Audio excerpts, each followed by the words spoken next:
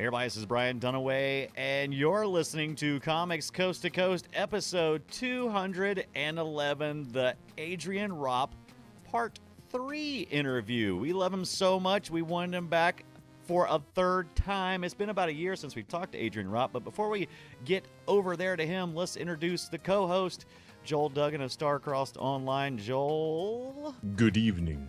Good evening. How are you, sir? I'm doing just great, man. Good. That's great to hear. Also with us tonight is Matthew Ducharme of Matt the Wad. Matt? Hey. Hey. So Joel's doing great. That ain't what I heard. Uh-oh. Uh-oh. Gonna be some news dropping soon. All right. No, I don't know. Maybe we'll see. All right. And finally, our guest, almost practically a special guest host. I mean, he's been on here 3 times. You get a star. Joel, send him out a star. Do it. He gets like a special. He gets a merit badge, right?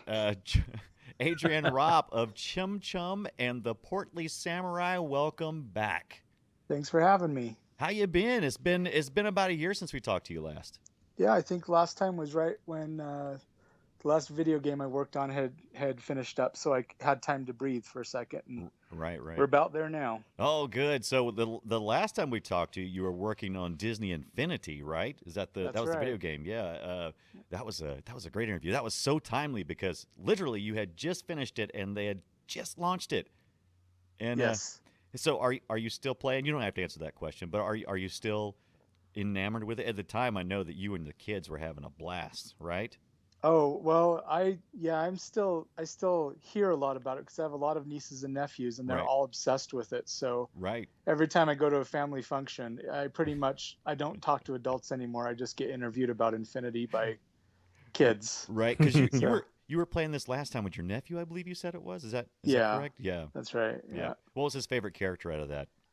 Mickey. Mickey, of course. Yeah, he's an awesome kid. Right. Did you get to work on the Mickey when you were doing the Disney Infinity? Or was that? I did. I wrote the lines for Mickey, and I got to help direct the voice session. That was a dream come true. That was a lot of fun. That's great. So you got to do the voice session. So can you tell us who the actor was who did that, or is that putting you on the spot? No. Ow.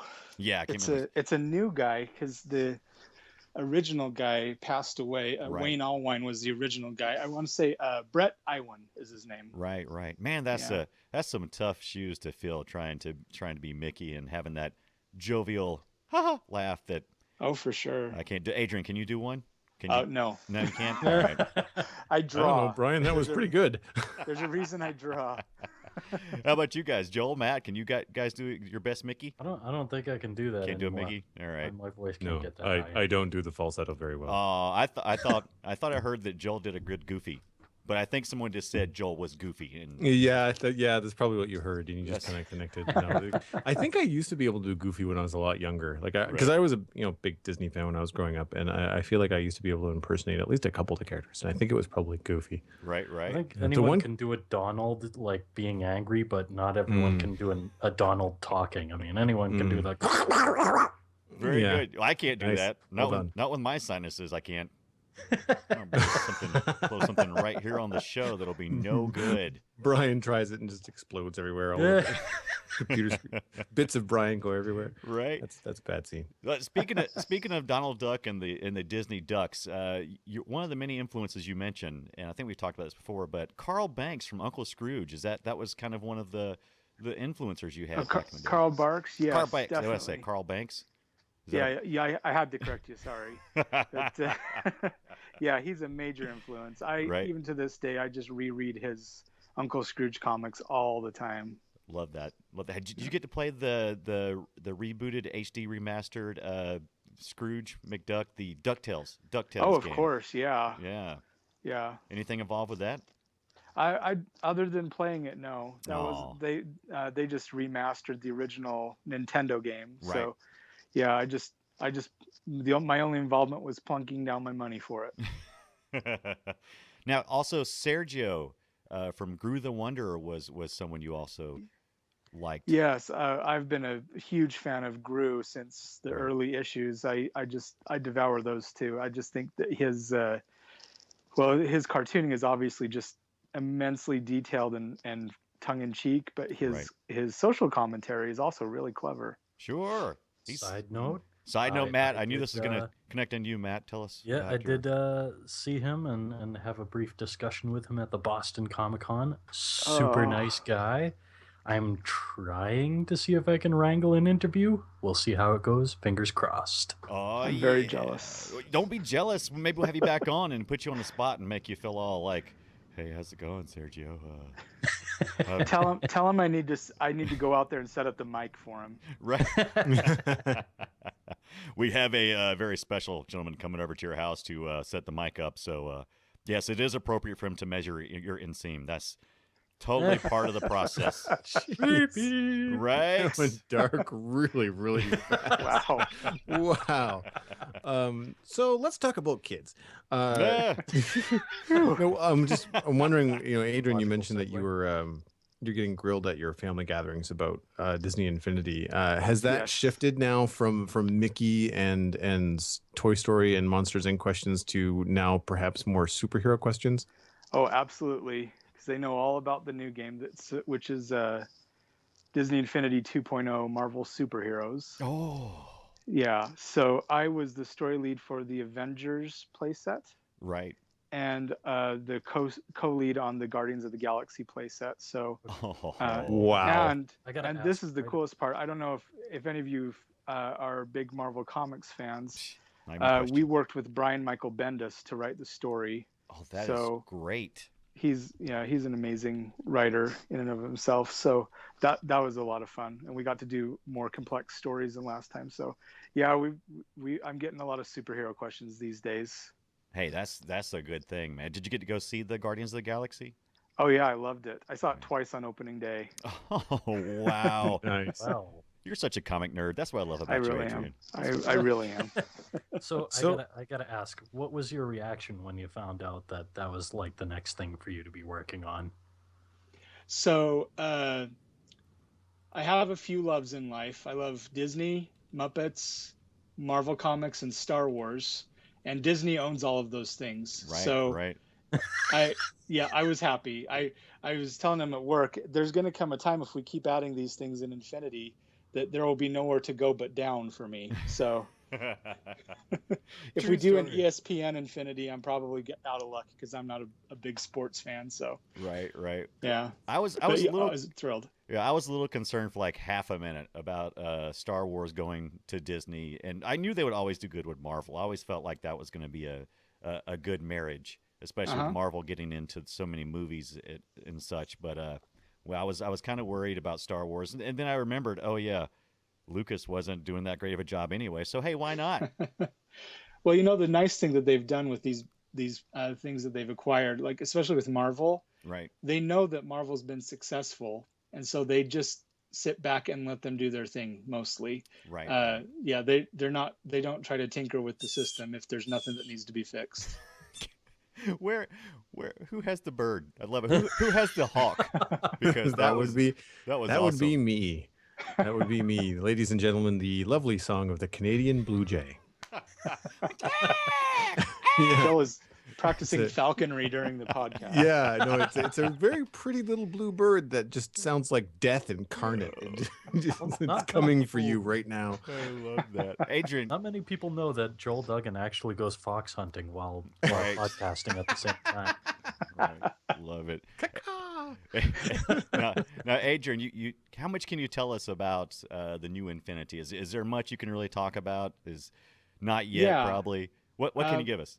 I wrote down a cheat sheet so that I wouldn't say anything that hasn't come out yet. Good. Because I want to keep working at Disney. Exactly. We want you to keep staying there because... Yeah. Yeah, the benefits are great, right. Disneyland free and stuff. So, they've announced the 3 play sets, which is Avengers, right, and Spider-Man and the Guardians of the Galaxy. And there's a whole ton of characters. Like Avengers has... Captain America, Iron Man, Black Widow, Hawkeye, Hulk. Right, and Thor. Thor, yeah. Right. Loki is the bad guy, and Loki is working with MODOK. They've enlisted the Frost Giants to freeze over New York. You've got MODOK in there? I fought on MODOK. I really wanted MODOK because he's hilarious. He is like one of my favorites. Oh, and we got Charlie Adler, who was the voice of Buster Bunny. Right, right. He did the voice of MODOK, and he was wacky. He was great. That I can't wait for this. I am gonna this is even bigger than the first time. The first time I was excited about the first one and seeing a lot of, I think my favorite thing was Nightmare Before Christmas from the first release. I love having Jack and I loved going down that path. But this time around, Marvel superheroes and MODOK. I mean, come on, I'm down with that. We've tried wherever we can to sort of even give nods to the maybe lesser known Marvel stuff, right. Because we have the toy box part of our game where there's just literally hundreds of toys that you can unlock, right, and use or decorate your world with, and so we have references to a lot of obscure Marvel stuff, even more cool Disney stuff that we didn't hit last time, right. Because there's a ton of new Disney characters for the game as well. We've got Aladdin and Jasmine and Donald, and Stitch and Tinkerbell. Right. So you'll be able to mix them together, which is kind of cool. Oh, so that's gonna be wicked cool. Yeah, and in the new version of Infinity, the toy box, you can actually make your own actual games with a start and a finish and goals and a win state and a loss state. So you can actually make a video game within the video game and then let whichever characters play it. It's really cool. That is super smart. That's how. I mean, that's the reason why Minecraft is so insanely popular, because it's a game within a game. I mean, you can create anything you want to. Oh yeah. So, am I understanding this that it's similar to, like, say, something like Little Big Planet? That's probably pretty. I mean, I hate to say it's like that, right? Because obviously it's its own thing. I mean, there's the toy part of it, so it's like Skylanders in that way, but it's probably sort of a mix between Little Big Planet, Minecraft, and Skylanders. Okay, cool. Yeah, I follow. Well, I'm just not prepared if you guys go the direction of Swap Force Skylanders, because I don't know if I'm prepared to have a Tinkerbell top with a Hulk bottom. I don't think we'll do that. The thing about the Disney characters is that they understand it's a legacy, and when we put these characters in the game, they're very deliberate choices, and we work really hard to make sure it's exactly the character you're expecting it to be. So and that's so good for you. I mean, and it kind of is a good thing for Adrian as an individual, because I'm sure you got to talk to artists that you just admired, because you get to do all that research. That's one of the great things about Disney is they allow their artists to go out and to interact with those artists, those other artists. Oh yeah. And so do you have any great stories that you can tell us about? Did you get to meet anybody? Did you get to meet Stan Lee or anything crazy? Well, I saw Stan Lee, but it was at a convention. It had nothing to do with work. I'll take any Stan Lee story I can get. Honestly, working with Brian Michael Bendis, the writer, right. He is super friendly, super approachable, and really complimentary. That was probably my sort of cloud nine moment on the game, was working with him, because he's just been really great, and he's just really down to earth. We'd give him our story ideas, and he'd say, I did this on this comic, and people didn't respond right because of these reasons. So what if you did it this way instead? I learned a lot about writing action sequences from him. Right. So that was great. That's fantastic. Oh, by the way, I'm recording video as well while we're doing this for our new YouTube channel for Comics Coast to Coast. We've introduced that since the last time you were on. I'm showing a picture right now of some of the, I'm assuming it's some of the press release stuff you guys did for in-game footage of MODOK and Loki, and that is some good fun stuff. And it's a lot of fun. We had a lot of fun with making these games. Right. Guardians especially, those characters play off each other really in a very fun, classic Star Wars way. Right. So that was a blast. Now, it looks like they're in a kind of like an ice area now. Is that like a Frozen crossover with that press release stuff, or do you even know what I'm talking about? I know what you're talking about. The plot of the Avengers Play Set is that Loki has enlisted the Frost Giants to freeze New York and take over the world. Right, and is there any Let It Snow music in there? Is there any any crossover there maybe? No. Okay, no, good. no. 'Cause I got it. I'm sure if there was, we would sell a bajillion of them. Right? Oh, we've talked about on the show before, but I have a 6-year-old girl in the house, and man, Frozen has been nonstop since this came out. I mean, it's just been. Well, so what'll be great for you if you get Infinity is we actually did Anna and Elsa in the first Infinity. And Right, all those things go into the new Infinity as well. Oh, that's so great. you could make your own game with Marvel superheroes with the Frozen world. Now, would there be any like fights in the living room where I'm like, rah, taking my Hulk smash and knocking her off the pedestal or stuff like that? Can I Human do that? Torch Is that versus Elsa. right? Yeah, as soon as you buy the toy, you can do whatever you want. So you heard that, kids. It is on. The middle-aged man is totally taking over your game. Suck it. Let it snow. Adrian, you mentioned working hand in hand with Marvel to create the stories and stuff like that. Do you ever get a chance to you mentioned that you fought for MODOK, so how much of a say did you have in bringing in particular characters, and do you as a story artist also get to influence the way that they look? It's a little bit complicated. When we started production as the story lead for the Avengers Play Set, they had an idea from marketing, because we have to work with the marketing for the toys and everything, which characters would sell the best. Right. And so they sort of, for the playable characters, that was kind of set. But then when we get into the story, we knew Loki was going to be the villain because they wanted to have him as a playable character to come out later. But I'm able to go in and say, okay, here's the story I think we should do. Let's not do the attack on New York with the aliens. We've never seen with the movie universe Avengers, we've never seen the Frost Giants attacking New York. That's kind of that'll give us a nice, cool visual that will make it different from the Spider-Man playset, which is also set in New York. Right. So that was kind of the thing I pitched to them, and everybody sort of liked that. And then I said, so Loki's gonna. There's a thing in the plot where Loki needs some technology, and we were trying to figure out how he's going to get the technology. And I said, well, it would be hilarious if he teamed up with MODOK, because they're the most mismatched possible set of villains you could ever think of. They really are. And so they'd play really funny off each other. And of course, I pitch it to executives, and they'd look at me and say, really, MODOK? You want MODOK? And my only defense was, yeah, it would be hilarious. So eventually I won enough of them over that MODOK stuck. Right. And Marvel, we'd submit stuff to Marvel for approval, and they thought it was hilarious too. So we just look for those little things we can add. So, and then I guess if there's something in the story that requires it, my story pitches may affect the character design, but there's another department that's the character department, and the concept department do a really great job sort of complementing that.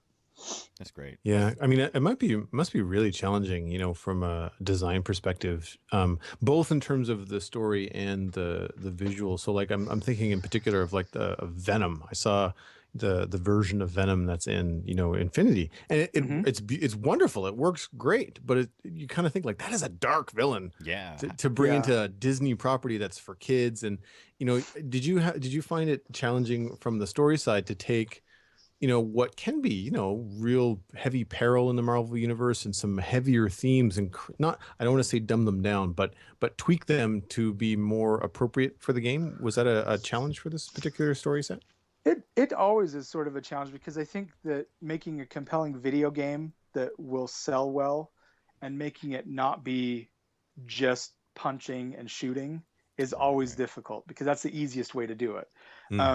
We looked a lot at the Ultimate Spider-Man and Avengers Assemble cartoons that are on TV right now, because they do a really good job of finding that fan base plus make it kid friendly, and we really use that as a model for the tone of everything. Also, the lines we write for when they battle each other, we usually go toward more quips than serious sort of banter, and that helps a lot. Right. That's you definitely have to be thoughtful of that. And Spider-Man's great for that. Spider-Man's always been more of a quip kind of guy for the most part. Oh yeah. Until they kill a beloved girlfriend or something, and then you have to go, why?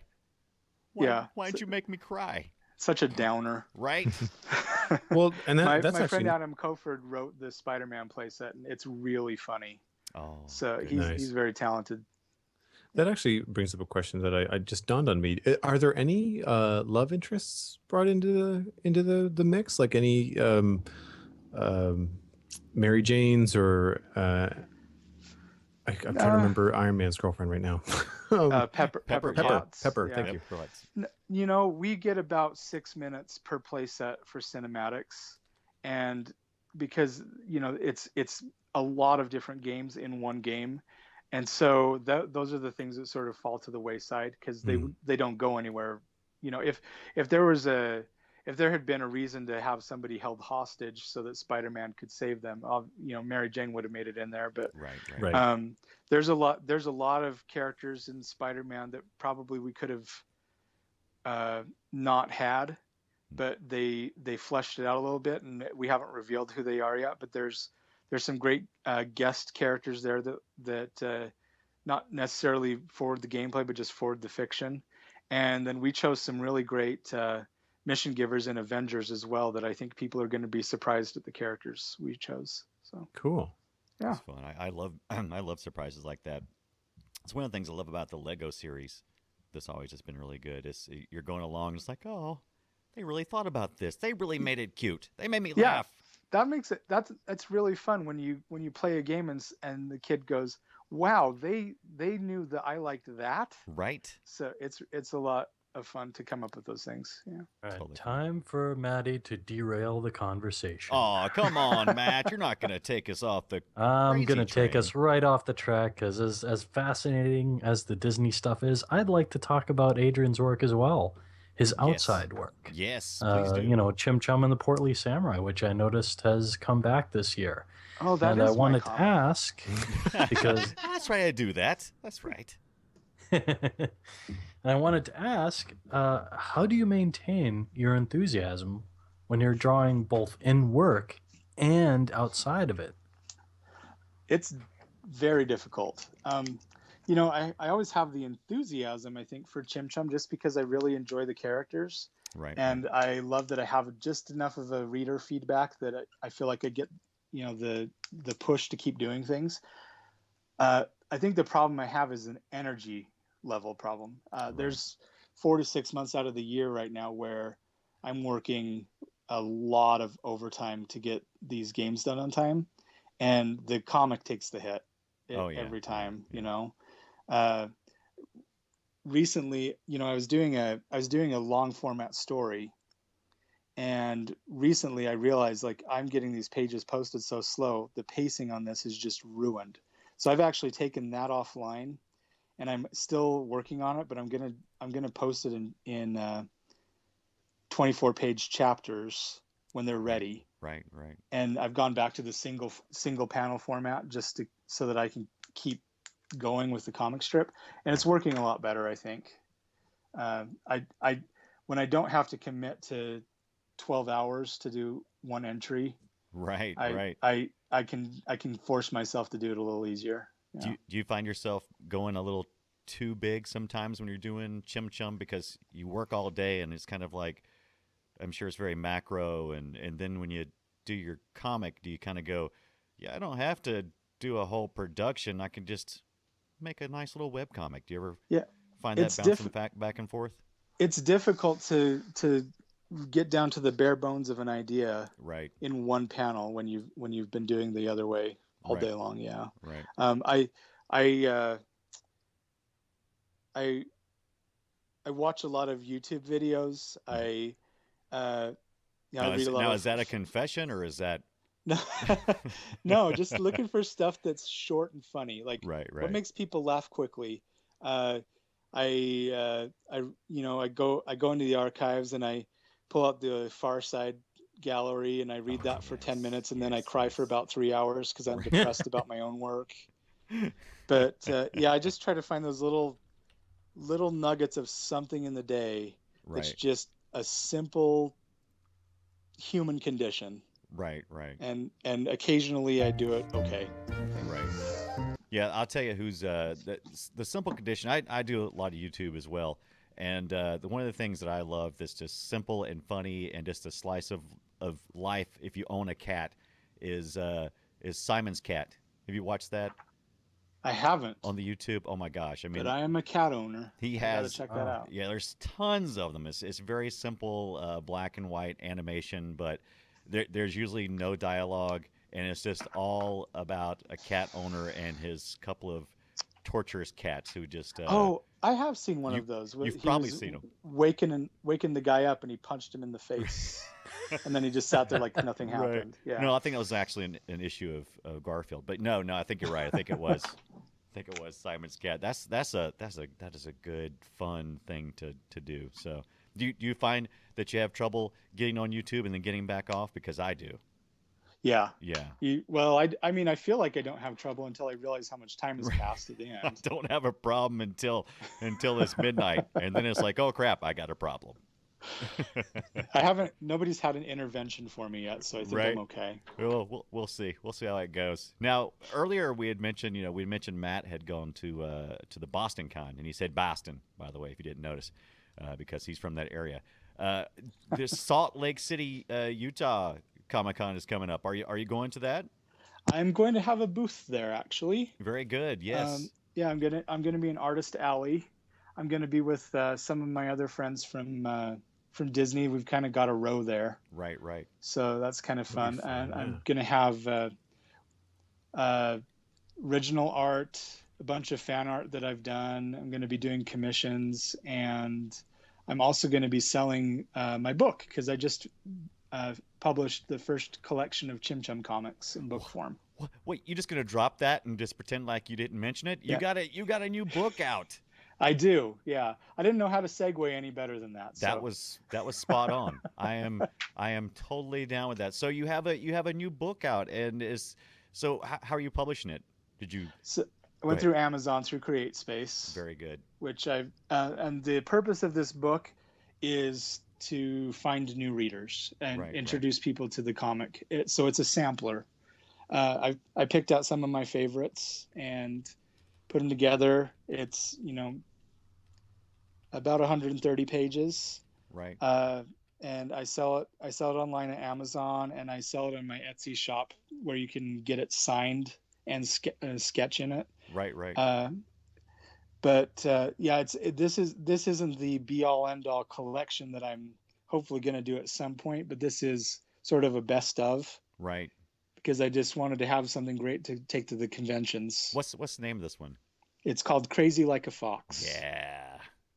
I'm totally stoked about this. I'm on Amazon right now, checking out the samples, and I'm going to order it right now. Now you said you're sharing with some of the people that you work with. Yes. Well, we each have an Artist Alley booth, but we were able to get them next to each other. So Yeah, I gotta ask, what do they think of Chim Chum at your day job? Well, so I have a lot of friends that are really supportive of it. They're really supportive of us, developing our talents and expanding our horizons. Right. As long as it doesn't interfere with work, they're really nice about that.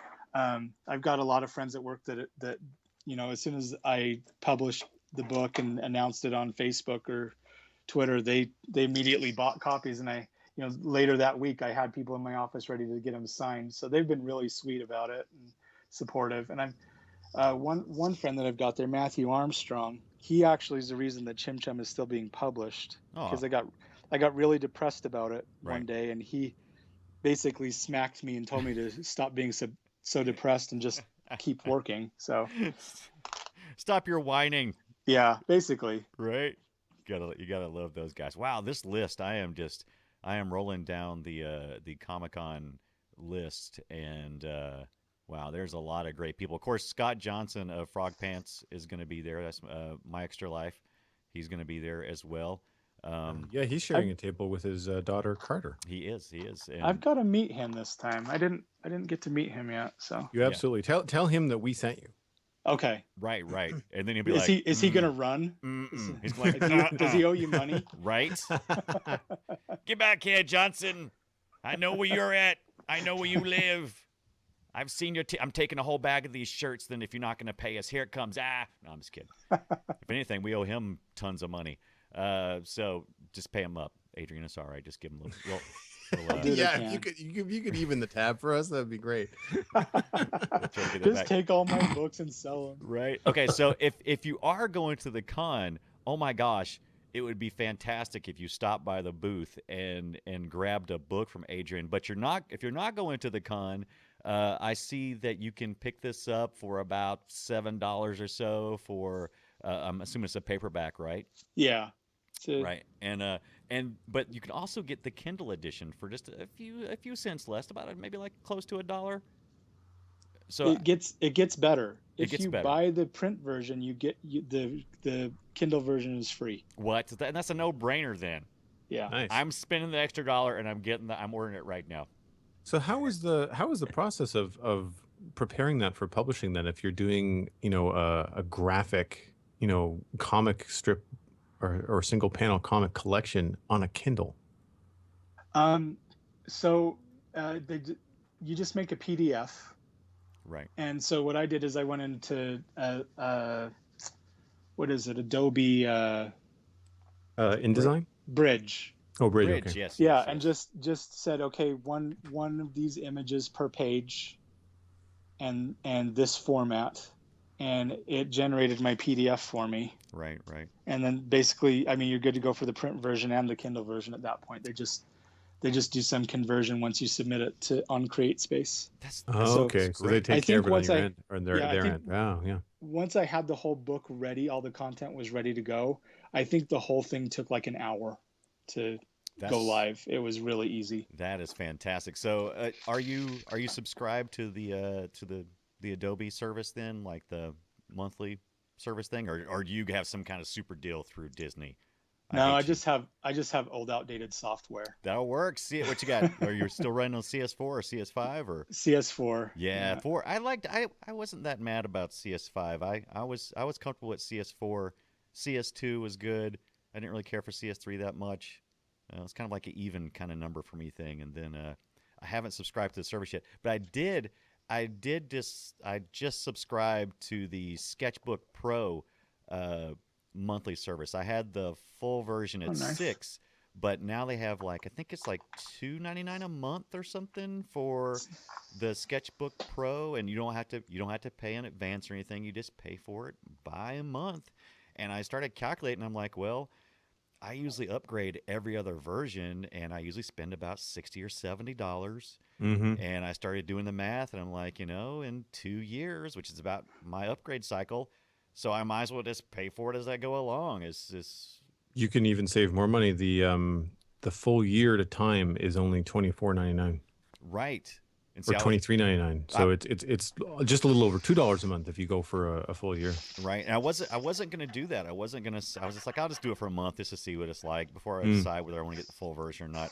But I'm probably going to do like you said. I'm probably just going to go for the full year. So I actually subscribe to Adobe. I downloaded the free version of Sketchbook Pro this morning when I saw it, but I haven't actually subscribed to it yet. But I pay it comes to like 67 something Canadian by the time it's all said and done with taxes, which is weird because normally you don't pay taxes when you're out of country, but for whatever reason, it comes out to be about $70 a month, which of course I can claim as a business expense, but that gets me access to everything Adobe does, from Flash to Photoshop, InDesign, Premiere, like the whole kit and caboodle, and I would never be able to afford it otherwise. Right. Or you'd have to steal it like we used to have to do back in the day. We never did that. I'm just saying.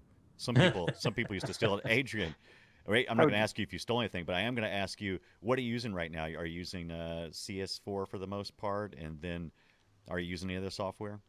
Just Photoshop, CS4, and good old-fashioned paper and brush pens. Right. I was about to say, because you're still drawing traditionally for Chim Chum, right? I tried digital for about 4 weeks, and I could not stand it because I have a 12-inch Cintiq. It's not working. I've gotten good enough with the brush pen that I don't get the finesse out of the digital version that I get on the paper. So I just went back to paper. You can't get those flicks that you like, that little end flick that you. It's really tough. I found that you have to kind of dig into how brushes are made and how they perform, and kind of noodle around in that kind of realm for a little while in Photoshop to kind of get it to do what you like. I've discovered some brushes and tweaked some myself. I mean, obviously you've gone to you're sticking with your traditional stuff, but if you want, I can send you the brushes, and if nothing else, it makes fixing mistakes really easy, because then you've got a digital tool that looks really similar to the one that you used on paper. Oh, that'd be nice. I'd love that. Yeah, no problem. I'll forward those on. That's Joel Duggan. He'll send you anything you ask for. Just, guys at Comics Coast to Coast. I am not measuring your inseam. Sorry.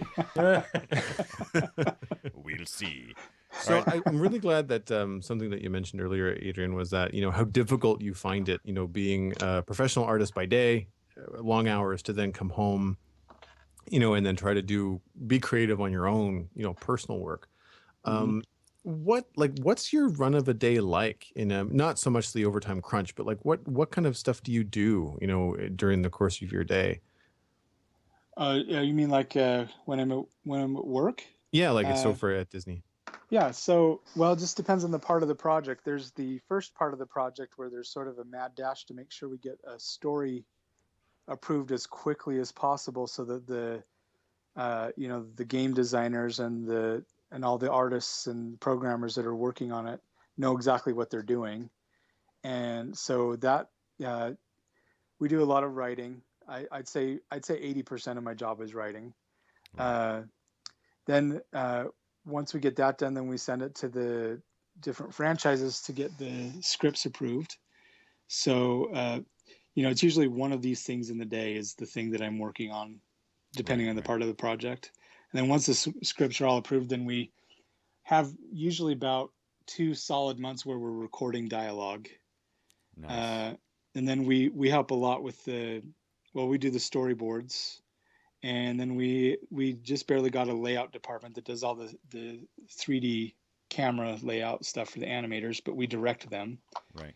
Then we get all the animation directed and approved and everything, and plunk in the final sound. And then we also, as we go, we're playing through the game and seeing like, okay, are there witty banter happening enough? And we change the frequency on that kind of stuff. And so, basically, it's anything that would further the story or the character's fiction in the game. We're touching as it goes through all of production.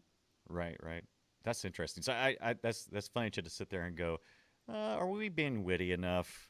I mean, really? Are we being too witty? Do you ever get that? Too much wit? Well, if you have a character that's kind of a smart aleck and you set their idle lines too frequently, it is annoying. It's probably the most annoying thing ever. The one thing that's hard to do for writing for video games is when it's something that's really clever tends to be something you don't want to hear 45 times. Right. But if we write something that you don't want to hear 45 times, then what's the use? So we have to find ways of writing things that are very repeatable, but also maintain their sort of fresh quality. It's a very difficult task to do that. That sounds like the toughest part. That and trying to find enough coffee in a day to make it through.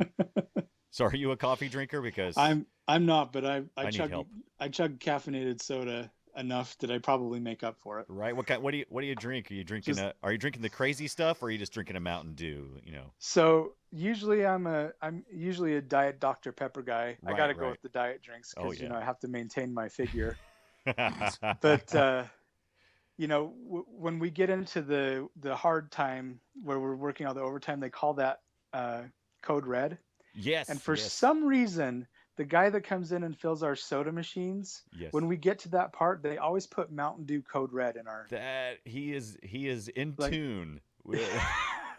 like twist the knife a little harder, please. But it's delicious. So code red is one of my favorites. You ever had the I don't mean to get off on drinks too much, but hey, we're all artists. We gotta keep going somehow. You ever drink the Baja Blast they have at the Taco Bell? It's a Mountain Dew. I tried that once. It was pretty good. Yeah, I dig that. You guys drink that up there in Canada, Joel? This is what say. You guys are losing me. Right? You've got Canada Dry ginger ale and coffee, and that's what I've got in the house. That's about it. Every once in a while, there's a little bit of bourbon. Coffee? But all right, that's fine. Matt, how about you? Energy drinks? I can't do the caffeine thing, so I'm pretty dull. Aw, I can't do the caffeine thing. Yeah, I gotta watch the blood pressure. Just saying. Did not know that. All right, so chalk that up. Don't try to feed Joel Duggan Matthew Ducharme, or Joel Duggan for that matter. Don't feed either one of them caffeine drinks. Adrian Ropp is fine as long as you stay in the area of Mountain Dew.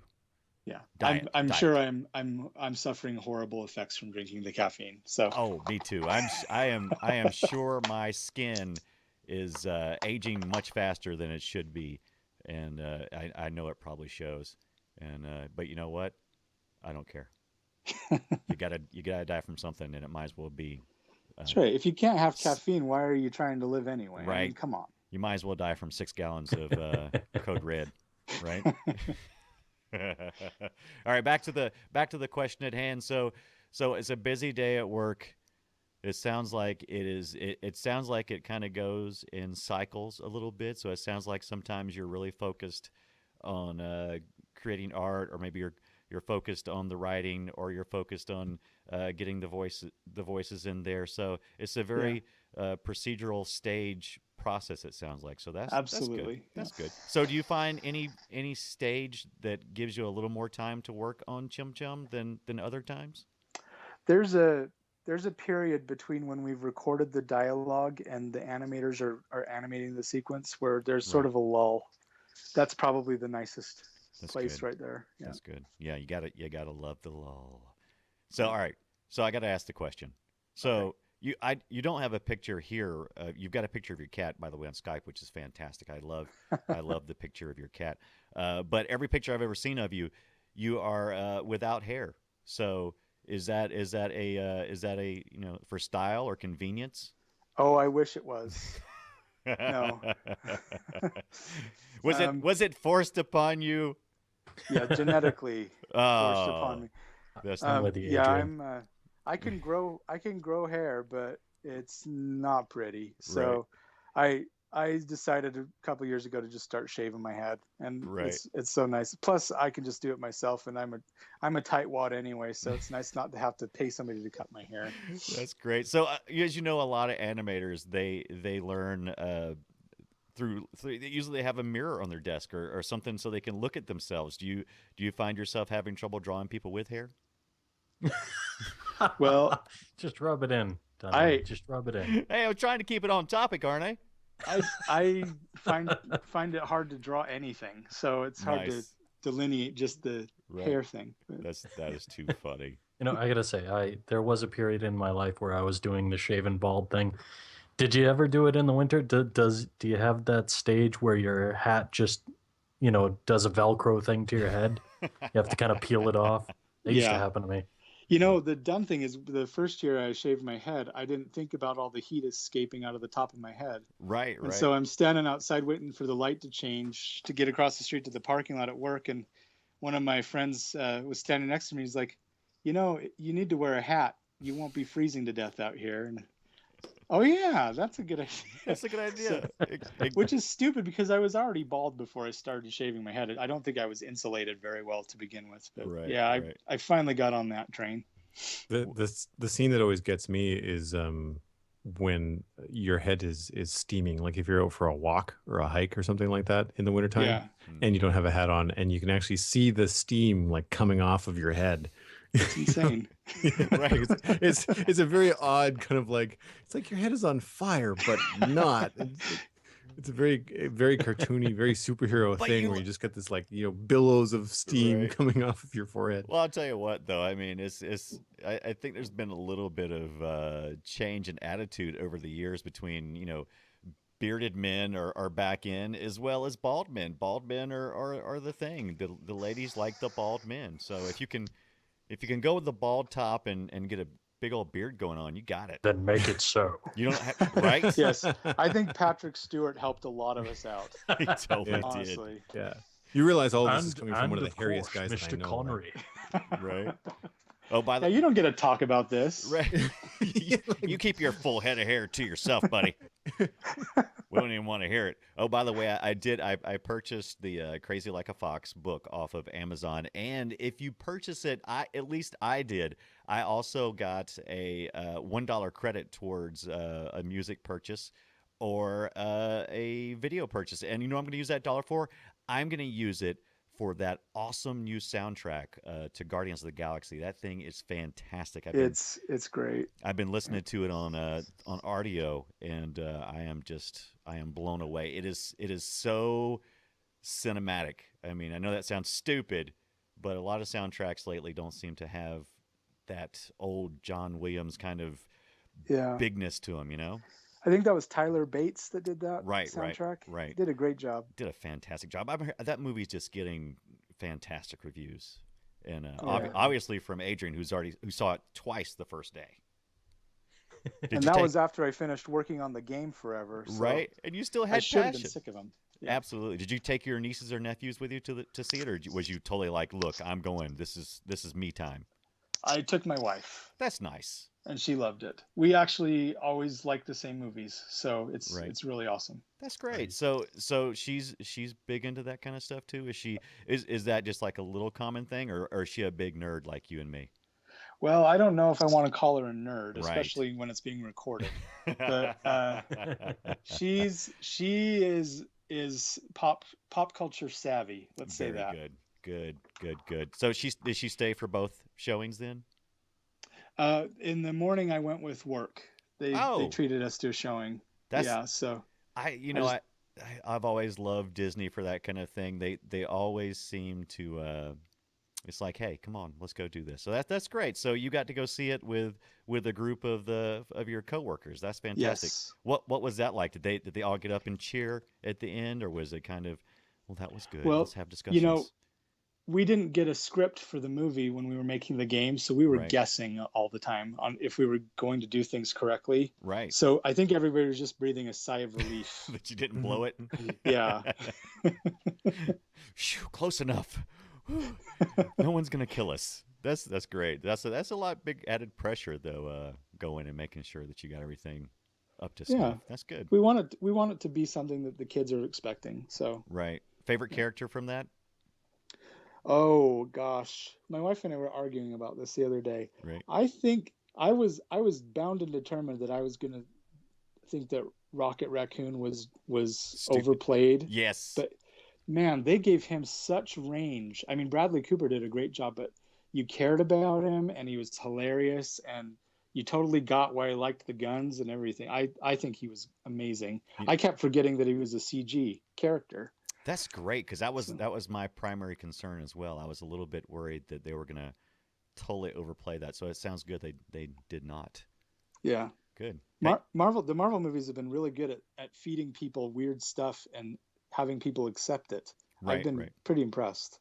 You're doing good stuff. Doing really good stuff. They seem to throw in like these little kind of like under the radar explanations. Like there's a little bit of an explanation without spoiling anything for anybody that hasn't seen it yet about why why he's a talking raccoon and how he feels about that. And they deal with it. It's subtle, like it's subtly acted, and then you just kind of move on. And it's other movies that make a huge deal about how special a character that is essentially a CG thing is, that draws your attention to the fact that it's not there, or how the writing. I find that it's less sometimes the writing for the CG character and more the writing for the other real people, like the other physical actors that are in the scene and how they react to the character and stuff like that. And I thought that Guardians did a great job, because just like you, I completely forgot that it was CG. I was just like, all right, talking raccoon, here we go. Yeah. And I think you can't underplay Bradley Cooper's performance. He did an amazing job. Oh, agreed. Yeah, right. Absolutely agreed. And another thing that you don't often see is that if his name wasn't in the credits at the beginning of the movie, I never would have guessed it was him. It's true. Whereas a lot of times, you see, big celebrity does voice, and you're just like, oh, yep, I'm listening to, Ryan Reynolds do the voice for a cartoon for the entire, like you're not thinking this is this particular animated character. You just keep on picturing Ryan Reynolds in a sound booth whenever the character opens their mouth. Like unless there's a really good disguise to the voice, then it's hard to nail. So Exactly. now that you've got, these things have kind of wrapped up and are coming out, and you're kind of in this this phase, what future plans do you have for Chim Chum? Well, I'm like I said, I took the long format thing offline. I'm working on it offline, Right. and when there's a bunch, I'll post it. I'm working on a little collection that's more short form. My big goal for Chim Chum isn't to make it just Chim Chum. I would really like to have it be like what they used to have in Walt Disney Comics and Stories, which is a bunch of different characters that come, like they used to have the Three Little Pigs and the Big Bad Wolf used to have a short feature in every issue, Right. and Brer Rabbit would come in sometimes, and Mickey would get an adventure, and Donald would get an adventure. I'd love to. I've got all these other ideas for characters that don't fit in the same fiction as Chim Chum, but I'd love to have a place where especially kids can go, and there's just a collection of different like repeating features. I'm a big fan of Walt Disney Comics and Stories. I'm also a big Archie fan, and they did that a lot. So I'm trying to figure out how I do that. If I need to see if I can partner up with other people and have them contribute, or if it's something that I can manage on my own, which is unlikely. Right. But that's sort of my long-term goal. I'm just trying to see if I can sort of steady the ship a little bit, posting on Chim Chum, because as you all are aware, if you don't post frequently, right, your readership suffers until quickly. You can get them back. Yeah. Very quickly. Yeah. And that's where a newsletter kind of comes in handy, because people can kind of step away from it, and you'll send out a newsletter and go, hey, look, under new management. And and hopefully can get a few of those guys back. So this is kind of off topic, but you mentioned it, and we have not addressed it at all on Comics Coast to Coast since the news came out about Archie and him dying in the alternate universe. Did you have any feelings on him dying in the alternate universe as an Archie fan? Well, yeah. Honestly, I read the Life with Archie. Right. I was a big fan of that. Archie's made some really brave moves to sort of keep fresh right with their stuff. With that and with Afterlife with Archie, both they couldn't be more different. But I was good with it, because I feel like the way they handled it was exactly how Archie the symbol of Archie was respected, I think. Right. And then they had the next issue where they wrapped it all up. They came up with all these stories of Archie's, life that really typified things for longtime Archie fans. Right. And so I felt like they handled it with respect. I didn't feel like it was a gimmick. The comic had sort of run its course, and I think it was it's sort of like an alternate universe take on things, and I felt like they wrapped it up really, really nice. That's good. Yeah, because I know a lot of.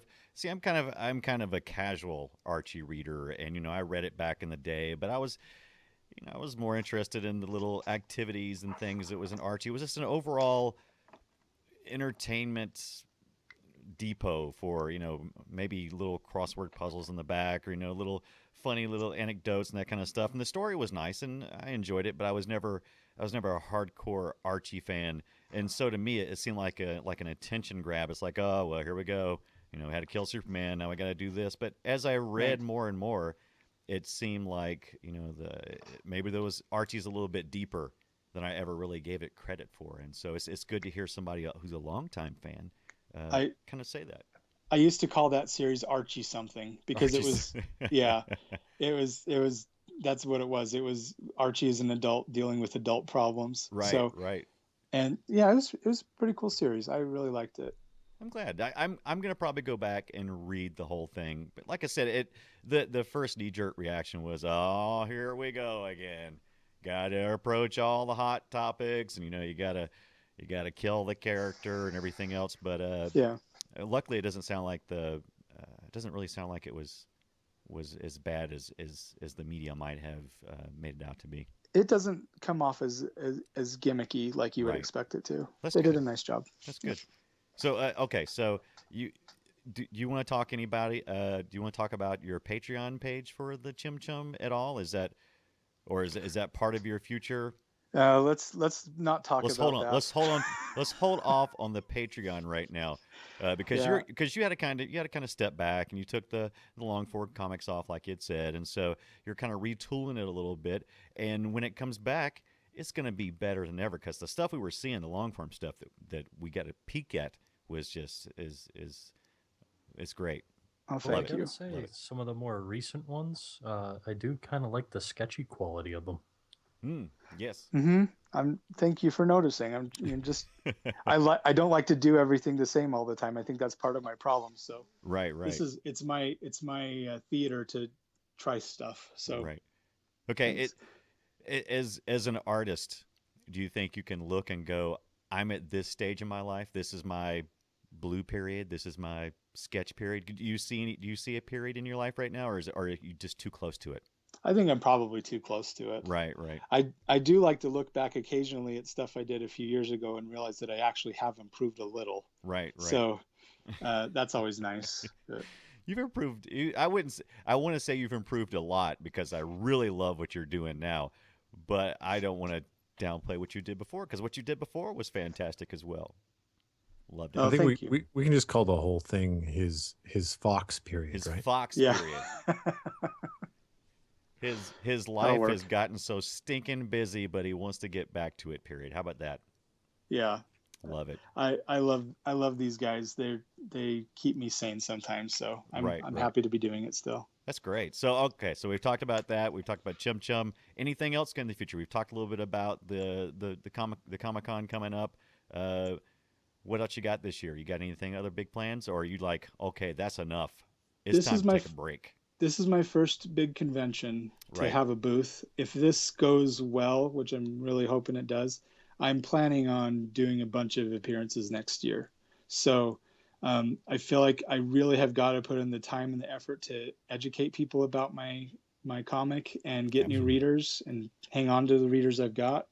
So I feel like the conventions are probably my best next step to sort of find new people. Absolutely, I totally agree. I think being on the floor with in that area, because like I said, I looked at the list. There's a huge, it's a pretty large artist alley, and I think you're going to find that a lot of people love your work. I think you're going to see what we're already giving you here, which is a lot of love, and you're going to see even more of it. And I want to thank you for being on the show again with us, Adrian. You're fantastic. Thank you for sharing your Disney stories with us.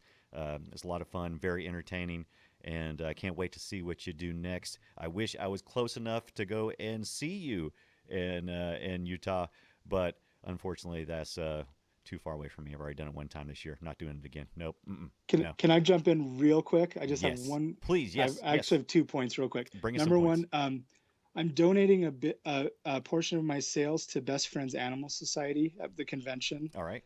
They are trying to help make Utah a no-kill state for strays, Right. and it's a cause I really believe in. So I just wanted to get that out there. If somebody wants to come and buy something at my booth, it's going to help a good cause as well.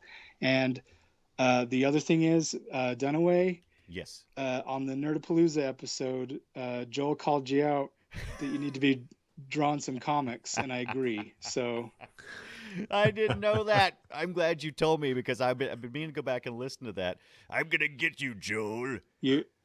I'll be watching. You're right. I actually am. I'm unfortunately, a lot of the stuff that I'm working on right now, I can't show because it's all contract work. And I agree. If you could do as much as you would do at Disney every day, and then bring us the Chim Chum, I have absolutely no excuse.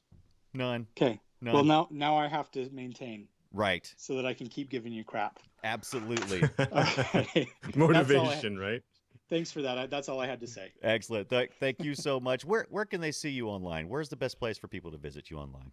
If they go to chimchum.com, that will link to every place social media that I have, and that should set them up nicely. Very good. Also, can we follow you on Twitter? You can. It's Toon Baboon, Right. and I think my Etsy shop where you can get the signed copy of the book is toonbaboon.etsy.com. I could have gotten a signed copy. Crap. Cancel it. Oh, No, it's not. No, I'm not going to. Can I keep it? Maybe I'll get a signed copy too. Suck it. I'll do send you a sketch and you can paste it in there. There we go. Just paste it right there in the front. I'll do that. Don't think I won't.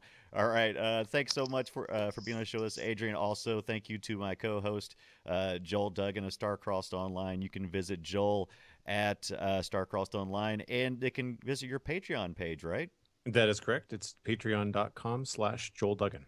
Excellent. Also, the lovely Matthew Ducharme of Matt the Wad. Matt, where can people go see you?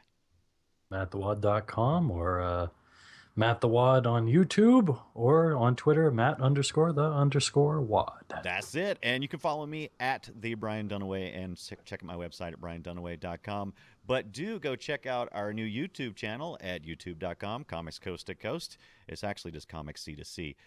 Also visit the website at comicscoasttocoast.com. That's a mouthful. Thank you, everybody. It's been a great show, and we look forward to talking to you next week. And now I'm going to cue up the closing final song if I can get to it, and I'm turning it up now. Ah!